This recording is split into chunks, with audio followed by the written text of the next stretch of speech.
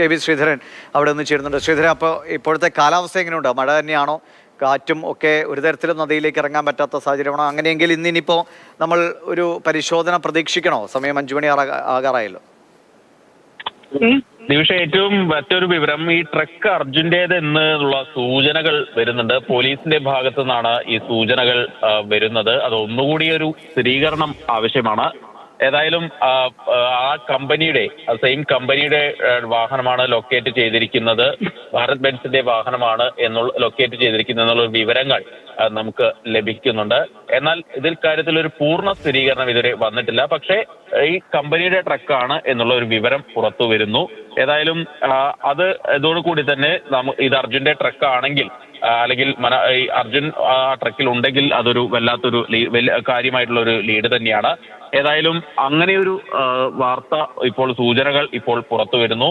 വാഹനം ഭാരത് ബെൻസിന്റെ തന്നെയാണ് എന്നുള്ള ഒരു സൂചനകൾ ഇപ്പോൾ പുറത്തു വരുന്നുണ്ട്. ഏതായാലും ഇന്നത്തെ ദിവസം ഈ 9ാം നാൾ കൃത്യമായ ഒരു ആശ്വാസമുള്ള ഒരു വാർത്ത നമുക്ക് പങ്കുവയ്ക്കാൻ, അല്ലെങ്കിൽ ഇതിലൊരു റിസൾട്ട് ഉണ്ടാകുന്നു, ഫലമുണ്ടാകുന്നു എന്നുള്ളത് ഏറ്റവും ശ്രീധരൻ, ഇപ്പോൾ ലൊക്കേറ്റ് ചെയ്തെന്ന് പറയുമ്പോൾ കൃത്യമായി എത്ര മീറ്റർ താഴെ അങ്ങനെ പറയാൻ കഴിയില്ലല്ലോ അല്ലേ? ഇപ്പോൾ 15 മീറ്റർ ആഴത്തിൽ എന്ന് തന്നെയാണോ?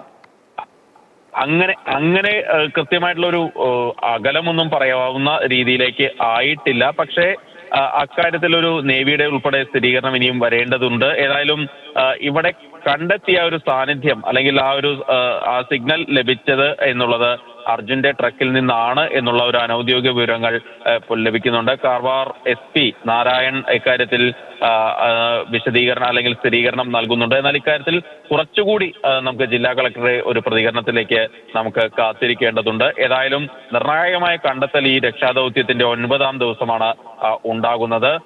ഇന്ന് നടന്ന ഈ സംഭവങ്ങളെല്ലാം, അല്ലെങ്കിൽ ഇന്ന് അത്യാധുനിക സംവിധാനങ്ങൾ ഉപയോഗിച്ച് നടത്തിയ തിരച്ചിലെല്ലാം ഇത് ഒരു നിശ്ചിതാർത്ഥ്യത്തിന്റെ പുറത്ത് തന്നെയായിരുന്നു. ഒരു ഫലം ഉണ്ടാകണം, ഇതിങ്ങനെ അനന്തമായി നീട്ടിക്കൊണ്ടു പോയാൽ ശരിയാവില്ല എന്നുള്ള ഒരു കാര്യത്തിൽ തന്നെയാണ് ഇന്ന് തിരച്ചിലെല്ലാം നടന്നത്.